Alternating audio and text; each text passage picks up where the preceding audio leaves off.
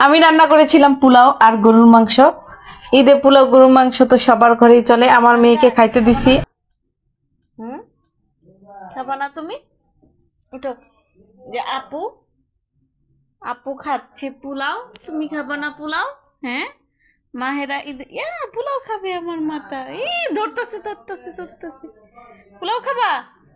পোলাও খেলে পেট খারাপ হবে, তবু একটু খাও, আজকে ঈদের দিন। মা মা পোলাও খাবে? দেখেন আমার মেয়ে পোলাও খেতে যাচ্ছে। আমার বড় মেয়ের জন্য বাড়ছিলাম, প্লেট টান দিতেছে আবার। ধরছে মাংস। হাত মেখে গেছে, হাত মেখে গেছে।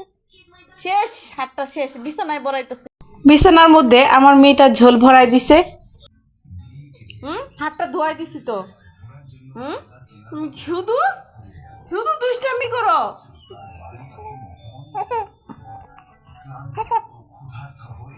এত দুষ্ট হয়েছো তুমি? হ্যাঁ, এখনো বসতে পারো না, হাত দিয়ে ধরে রাখছি। আবার আমার হাত খেতেছে।